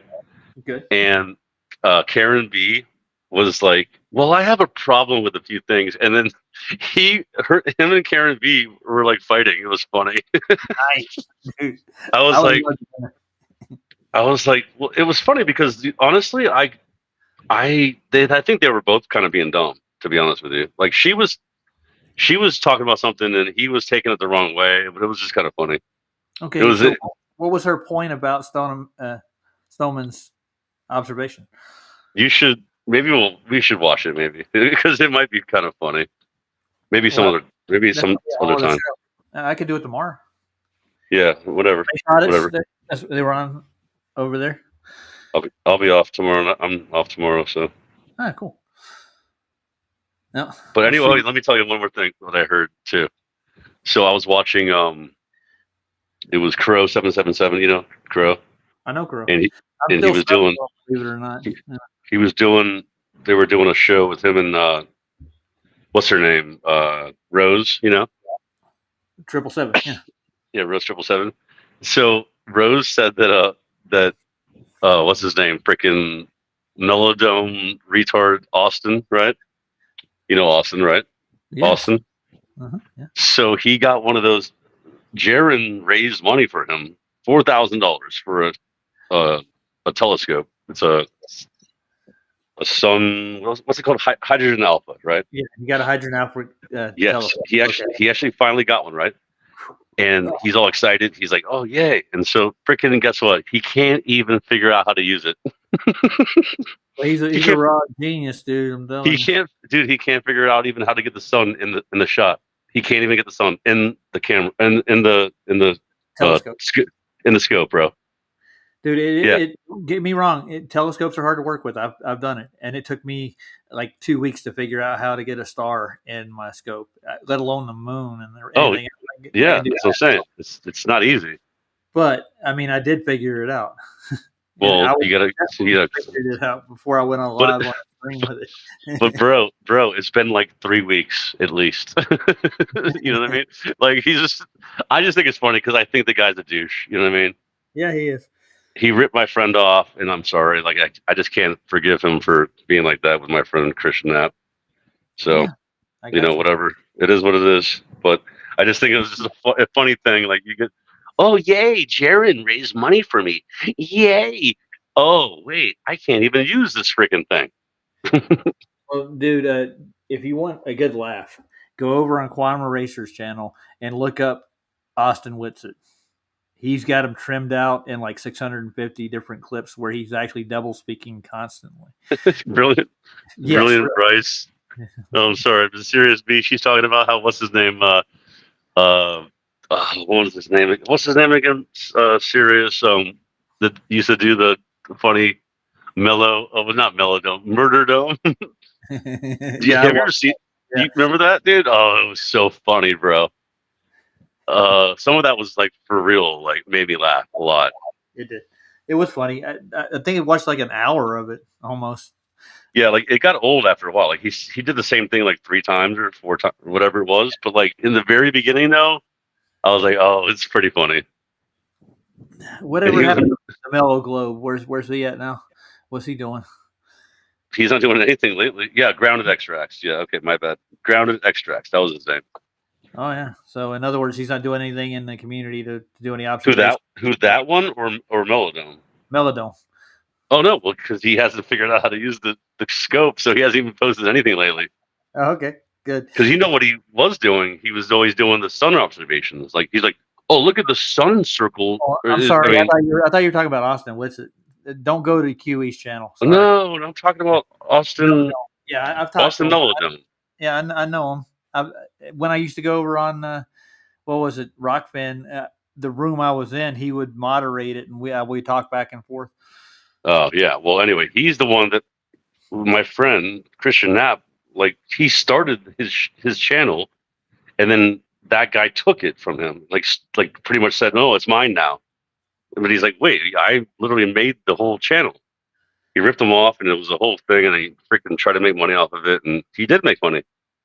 He made a few, he made enough money to. He got a P1000, which is $3,000, I think. A P1000, I think, is around 3. And then Austin Thompson, there you go. Yeah, that guy. And then that new Hydrogen Alpha is like $4,000 or $4,500 that they raised. And supposedly he raised money for like charity, but like the charity was like his family. So I mean, it's fine. Yeah. It's fine if you're raising money and stuff for your family, but like don't act like it's charity. You know what I mean? Like I don't. He's just never done a GoFundMe like that ever in my life. He's just kind of a scumbag. He's just a scumbag. Whatever. The only 2 GoFundMes that actually the 3 I've done were actually for Flats to get equipment and for PJ to go see his son when he was having problems medically. So I got. My point is, though, I'm saying when you act like it's charity means something different than help me. You know what I mean? GoFundMe, I get it. I get saying GoFundMe, that means me, right? But if you say charity, like I'm raising money for charity, that's for other people, That's all. Well, I was raising this money for PJ, and I raised the money for Keith so he could actually keep his channel going and take care of his son during a medical crisis. So that is charity, literally, like the last one for sure. So, yeah, that's fine. Yeah. I wasn't doing it for my own personal. I didn't get nothing out of it. I think they gave me $25 out of the final cut when I did Keith so he could get his camera and microphone. That was about the only thing I got out of it. And he went bought it at a secondhand store. We didn't spend a lot of money at all. We just got working equipment so he could keep the stream going. So, anyways, enough about GoFundMes. All right, really quick. Serious B, how do I feel about Karen B? I feel like I don't really feel that much about her. I don't care. I don't really care that much. I don't hate her. I don't like her. It's just kind of, I'm indifferent. You know what I mean? Never met her, so I don't know. I've listened to her show a couple of times, man. I can only take so much of it. She's laid back compared to like the rest of some of those guys over there. And I think, go ahead. I'll be honest with you. She does decent, she does know some things. Like, she's not like a retard. Like, she does know some stuff. She's not a newbie in here at all. No. No, she's way old. Yeah, it's been a while. She's actually my age, not way old, but she's been around for at least 8 years, I think. She used to be on with Oakley too. She got involved with the crew over there, and she knows Saab quite well. Was she with Oakley too back in the day? I didn't know that. She got involved with somebody on the panel over there, and I think it was Chocolate Saiyan, I think, or Eli, or it's just Chocolate Saiyan. Remember that Chocolate Rain? Chocolate. Remember that guy? Chocolate Rain. Well, Chocolate Saiyan named himself after the Saiyans from Dragon Ball. That's Dragon Ball Z. Yeah. So he took the character from Dragon Ball Z and he made it into Chocolate Saiyan. All right, it sounds very nerdy. Yes, it is. Exactly. At least you recognize that. Okay, so we got Sirius B. I don't know, and then we got Lev. I don't trust her. Yeah, I mean, I don't trust anyone that as far as I can throw them. Normally, if I don't know you, what am I going to do? I'm going to trust you? No. No. You know what I'm saying? It's very simple. Yeah, pretty simple. Yeah, it's good philosophy. Let's watch the rest of Leo's. You ready? Just take a. How much longer is? Yeah, a couple more minutes. Yeah. I don't know what the difference. I'm wondering what the difference is about. What he ends up with on this one, because it seems like the same one as the other one, right? Doesn't it seem like the exact same thing? Almost. Yeah. Yeah. I don't know what he's. Okay. I don't know. Let's just take a look. I don't think he changed anything. Probably, maybe the same damn stream for all I know. Launch is because these rockets, particularly the space shuttle, doesn't go fast enough to get into orbit to fit the story and the narrative which we've all been told. And of course, the fact they've had to speed this footage up highlights that. And of course, if these rockets aren't going as fast as they claim, then they can't get to orbit anyway based on the stories we've been told regarding space and the Earth. That's a good point. And then when you look at Frederick's narration, it would seem no one sat on them rockets either. So it would seem these rocket launches are just firework displays for the naive and the gullible. Incredibly damning footage. Like I said, I don't think I've seen anyone on the internet highlight that footage. And of course, the conclusions we're left with, having entertained it. Yeah, I don't think, if you're on the fence, you're going to have to address these things. I know it might be uncomfortable, but the psychology that's involved in this subject is the main barrier. I know it's difficult because it's uncomfortable territory to go against things that we've all been told to be true. But when you address it with an honest heart and no bias, it becomes quite obvious things are up. And of course, when you test the validity of the globe Earth theory, which we've all... I think we got it. You got that? I think it's just basically, it's just going to be him bashing. He's doing this. He's doing the same thing that he did last time, right? I mean, I don't know what the difference is. Maybe they just gave me an alert for it, and it was the same damn one. I got a no. It was a second. It was a revisit. He did a This is a new one. I don't think he put much more else into it, did he? Did Ryan take off? No, he dropped out. Looks like it. Yeah. Yeah. Well, I found your latest post. You want to play your song? Cheap sunglasses. Yeah, dude. Honestly, I'm sure you've heard this. We've done this with the other band. My other band does this one, right? Yeah. But this one, we kind of get funky at the end, which is cool. It's pretty good. It's pretty decent. Cool. Watch it. Yeah. Let's give it a shot. Anybody else recognize this song? Actually, it says it in the title, but yeah, it's not like a hugely. It's kind of an underground kind of song. It's not like they don't play it on the radio. Well, back in the '80s, man, when I was really young, I've heard it a couple times on the radio. And MTV, I think, put it on a couple of times. I think they made a video for it, didn't they? Who? Good old ZZ Top. ZZ. Oh, their video? I'm not sure about their video. I never watched the actual, like the, you know what I mean? Like late 70s. I don't even know if they had videos back then. I think this is late 70s. Was it late 70s? Yeah, I think this is before. Yeah, pretty sure this is before MTV. Yeah. Like way before. I'll look that up. I've said forever. But I do remember hearing it on radio a couple of times, at least. Oh, it's definitely it's definitely been on the it's definitely been on the radio. You'll hear it on classic rock or whatever, but it's not like a regular, like it's not like, you know what I mean? Like it's not overly played yet. I'm just looking for some tush. Come on. Yeah, right. Or she's got legs. They always play. What's the other one though? They always play. I forget. There's so many of them, but like there's another one. That's so crazy for a sharp dress man. Yes, thank you. That was the one. Thank you. That's the number one hit. Yeah, that's the number one radio hit. Yep. ZZ freaking Top and Scott. But dude, you gotta admit though, ZZ Top, they were like they created the genre. They did. It's kind of a rock blues sound. It is a nice sound. You wake up in the morning and the lights are dead. The first thing you do when you get up out of bed is hit that street to run in and try to keep the masses. Go get yourself some cheap sunglasses. Oh yeah. Oh yeah. You're right on rhythm. Yeah, I'm trying to slow it down. I was playing it too fast before. It sounds much better.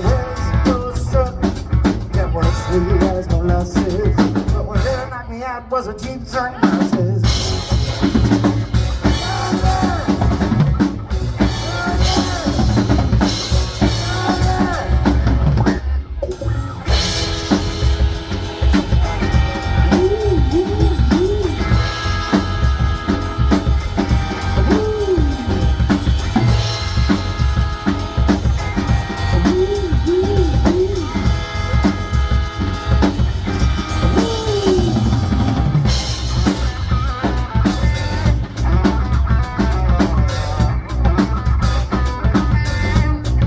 And he plays it like exactly the same as the original. Yeah. He's like a stickler. He's a stickler, you know what I mean?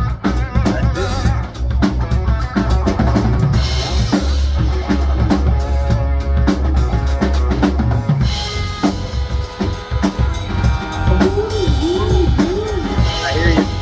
That's all you, bro.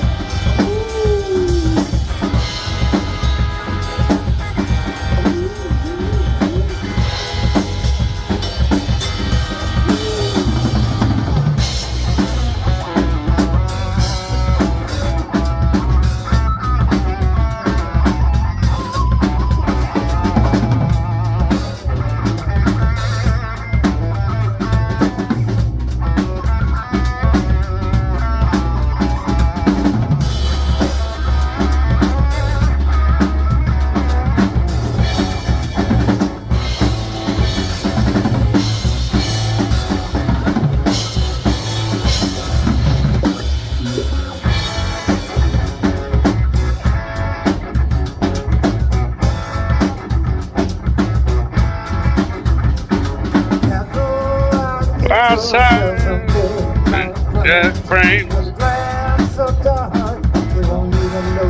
Know your name.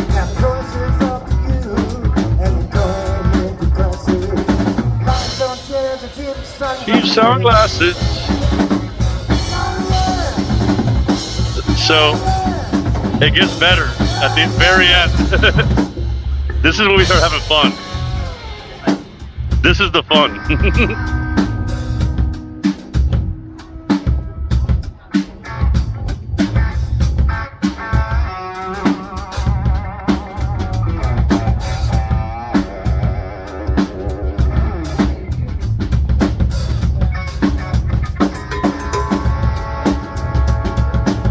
You gotta get that cowbell. I heard it. More cowbell. Need more. There you go.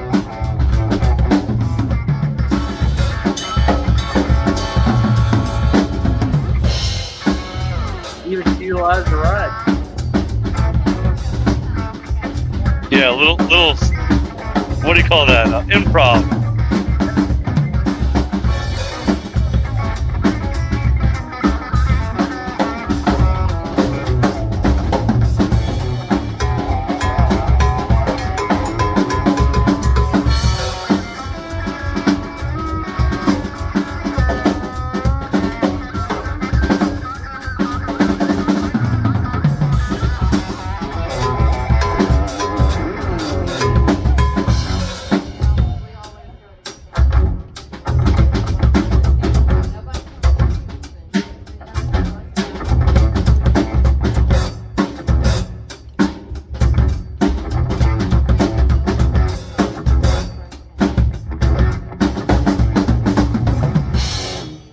Walking right out the door, weren't you? Nice job, Scott. That was nice. Yeah, it's a fun ending. I love that ending. That groove is cool. Dun dun dun. It's like a funky funk groove, you know.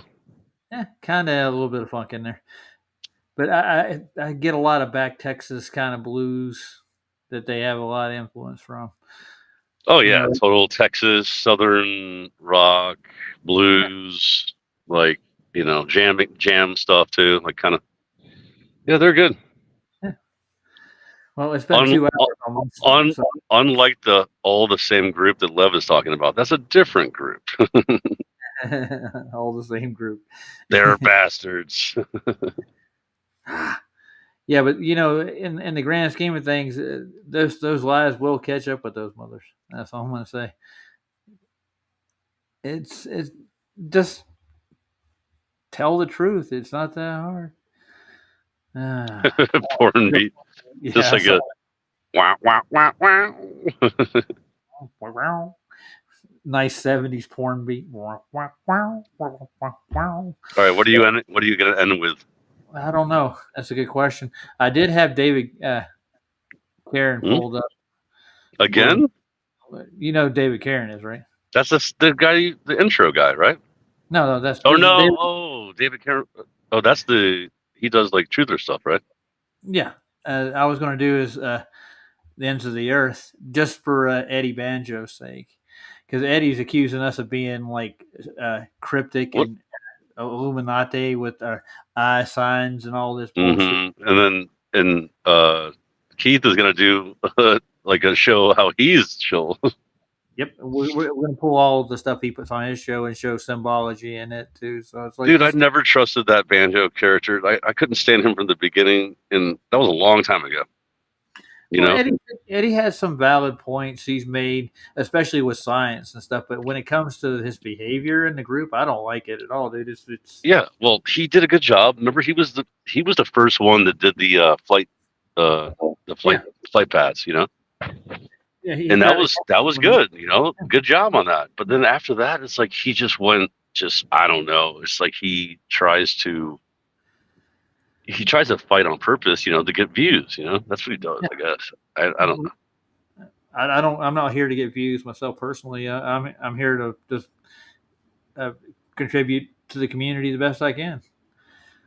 And you're welcome here if you're going to do that. If not, What's funny? You made me think of last night on tinfoil hat sombrero, or tinfoil, not tinfoil hat, but tinfoil sombrero.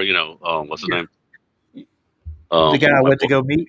My boy Rico. No, but yeah, Lowry was on there right last night, and he was saying, he's like, dude, I've noticed that I go to meetups, and then some people will tell me they have no idea like about anything about flat Earth. They just want to be friends. They just want to like make friends, and I'm like. And I totally understand that. Like, not everyone is like us, dude. We are like very rare people where we're so into it. We're so, laser focused on this freaking, flat Earth and truther stuff or whatever you want to call it. But other people are just, there for the music or there for the fun or there for the,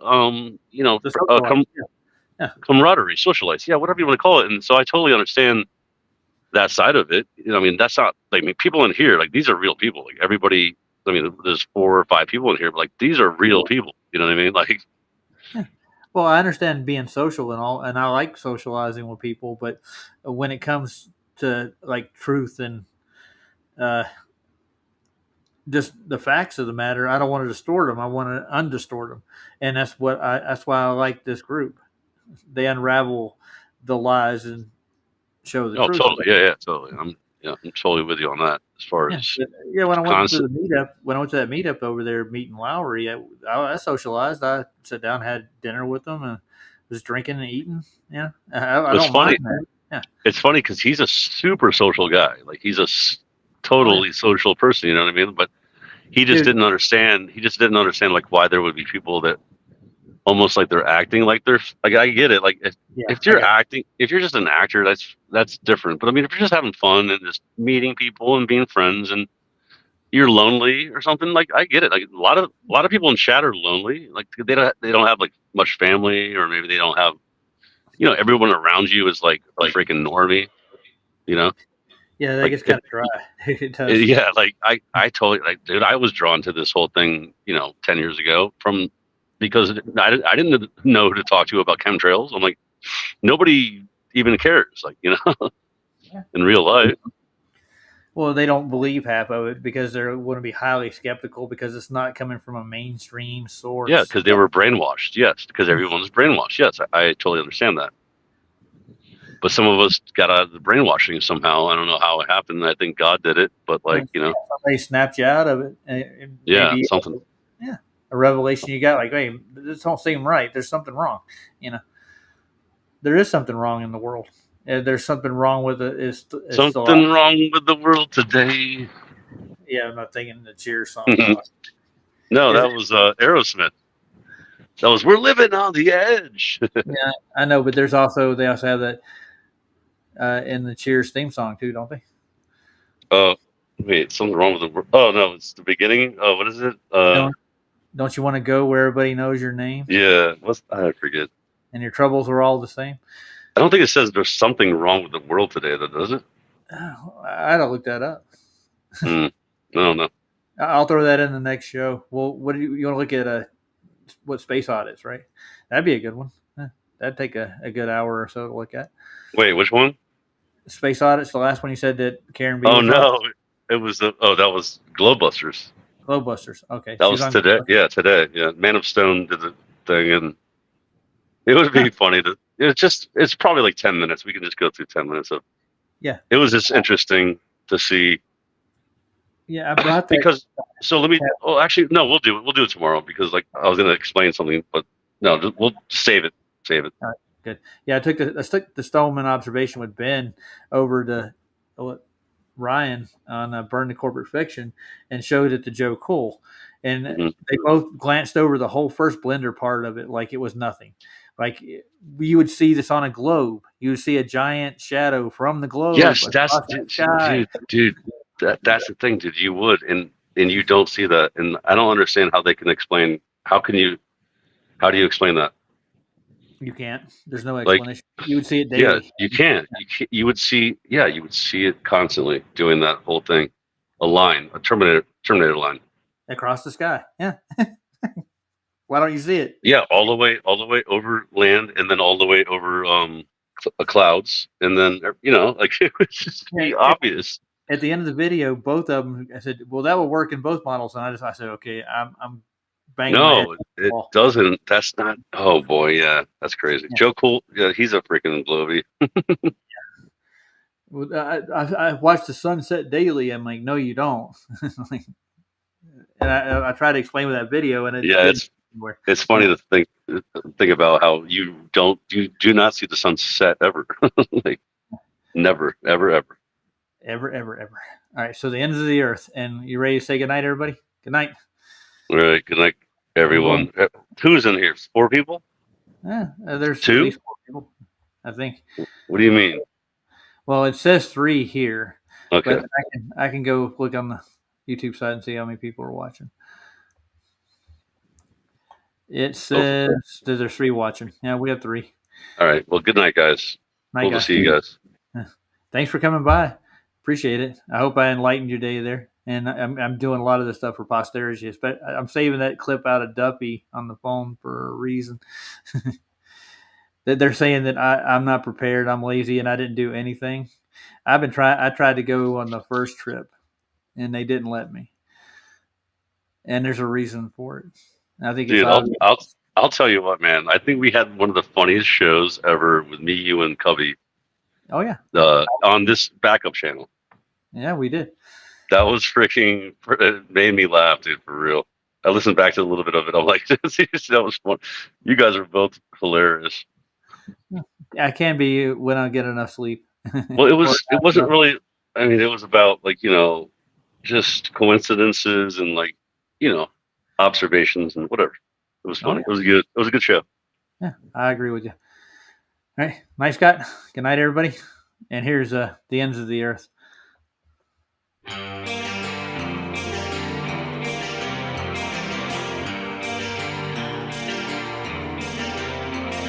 the ends of the earth I return just to hold you again.